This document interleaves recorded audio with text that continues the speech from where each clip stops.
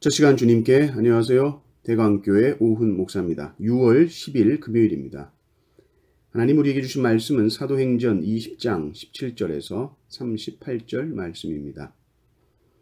바울이 밀레도에서 사람을 에베소로 보내어 교회 장로들을 청하니 오매 그들에게 말하되 아시아에 들어온 첫날부터 지금까지 내가 항상 여러분 가운데에서 어떻게 행하였는지를 여러분도 아는 바니 곧 모든 겸손과 눈물이며 유대인의 관계로 말미암아 당한 시험을 참고 주를 섬긴 것과 유익한 것은 무엇이든지 공중 앞에서나 각 집에서나 거리낌이 없이 여러분에게 전하여 가르치고 유대인과 헬라인들에게 하나님께 대한 회개와 우리 주 예수 그리스도께 대한 믿음을 증언한 것이라. 보라 이제 나는 성령에 매여 예루살렘으로 가는데 거기서 무슨 일을 당할는지 알지 못하노라.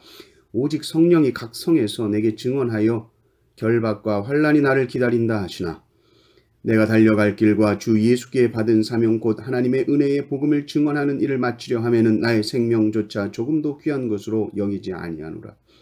보라 내가 여러분 중에 왕래하며 하나님의 나라를 전파하였으나 이제는 여러분이 다 내 얼굴을 다시 보지 못할 줄 아노라. 그러므로 오늘 여러분에게 증언하거니와 모든 사람의 피에 대하여 내가 깨끗하니 이는 내가 꺼리지 않고 하나님의 뜻을 다 여러분에게 전하였음이라.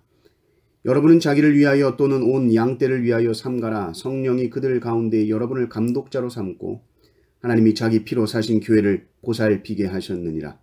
내가 떠난 후에 사나운 이리가 여러분에게 들어와서 그 양떼를 아끼지 아니하며 또한 여러분 중에서도 제자들을 끌어 자기를 따르게 하려고 어그러진 말을 하는 사람들이 일어날 줄을 내가 아노라. 그러므로 여러분이 일깨어 내가 3년이나 밤낮 쉬지 않고 눈물로 각 사람을 훈계하던 것을 기억하라. 지금 내가 여러분을 주와 및 그 은혜의 말씀에 부탁하노니 그 말씀이 여러분을 능히 든든히 세우사 거룩하게 하심을 입은 모든 자 가운데 기업이 있게 하시리라.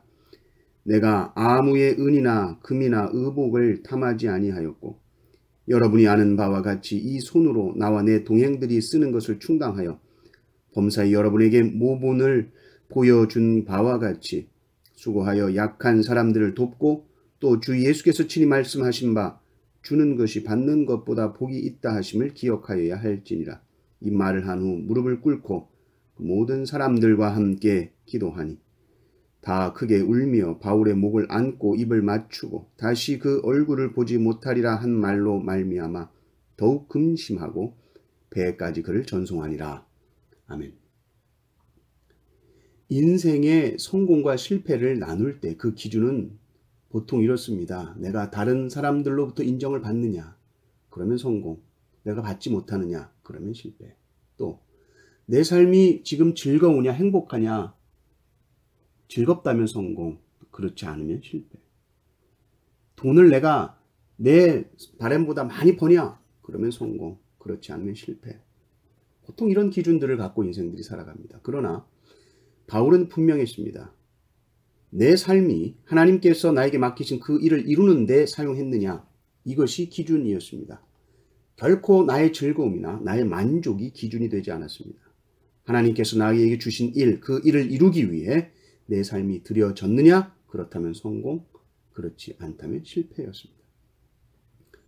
오늘 말씀을 보면 바울은 에베소 장로들과 고별 인사를 하고 있습니다. 그러면서 나는 사명 감당하는 일에 내 목숨을 걸었다고 분명하게 말합니다.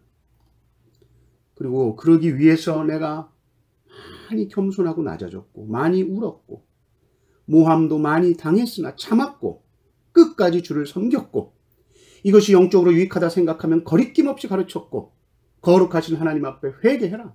주 예수를 믿으라 가르쳤고 그런데 지금 내 앞에 무엇이 있느냐? 환난이 기다리고 있다. 이것은 성령께서 이미 알려주신 것이다. 그렇게 말해요. 사도 바울에게 있어 고난과 환난 자체가 중요한 게 아닙니다. 사명이 중요합니다. 그래서 이게 하나님의 뜻이다. 사명이다. 하나님이 이 길을 가기를 원하신다 하면 거기에 죽음이 기다리고 있어도 그 길을 가는 것입니다. 오직 한 길, 예수 그리스도의 십자가 길. 그래서 일편단심 변하지 않고 그 길을 걸어갑니다. 그러면서 이제 남겨진 이 에베소의 장로님들에게 부탁을 하는 것이죠. 먼저 자신을 잘 살피십시오. 그래서 맡겨주신 양떼를 잘 돌보십시오.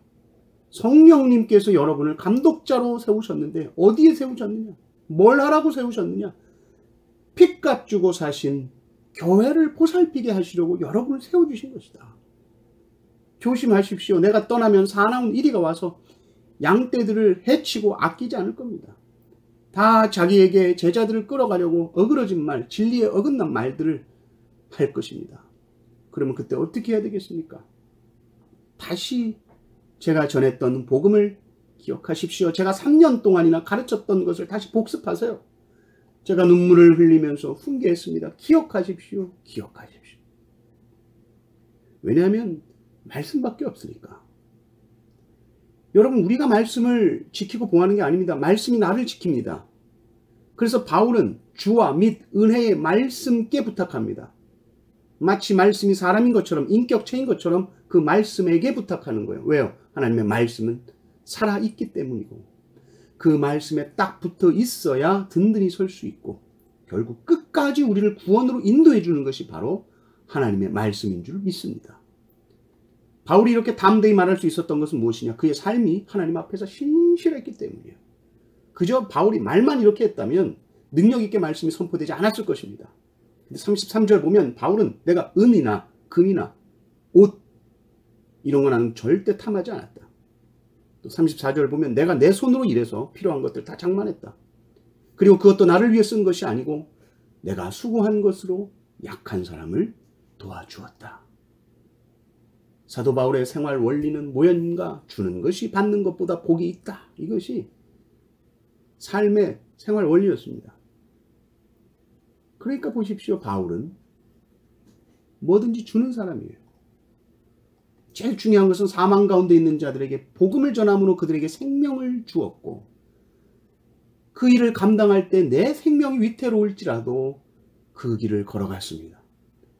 사도 바울이 오래 공부하고 말씀을 연구한 모든 지식들을 최선을 다해서 다 주고 다 가르치려고 애썼고, 사역하면서 그 바쁜 중에도 천막 일을 하면서 벌어서 다 약한 자들에게 주었습니다. 이것을 통해서, 이 바울의 주는 삶을 통해서 주님의 몸된 교회가 여기서 저기서 든든하게 세워져 갔던 것이죠. 우리에게도 이 은혜를 주시기를 원합니다. 주님이 우리에게도 주는 것이 받는 것보다 복이 있다는 진리를 깨닫게 해주셔서 오늘 하루 내 삶을 다른 이들에게 어떻게 줄까 고민하고 생각할 때 주님의 몸된 교회가 든든하게 서게 될 줄을 믿습니다. 이 은혜가 우리 교회 가운데 넘치시기를 주님의 이름으로 축원합니다. 아멘.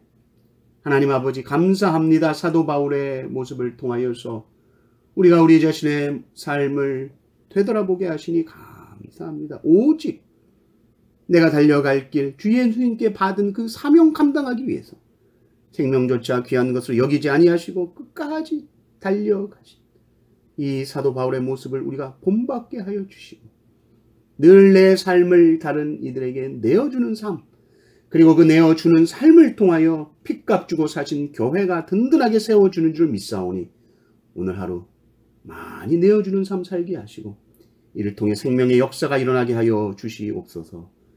구주 예수 그리스도의 이름으로 기도드리옵나이다. 아멘.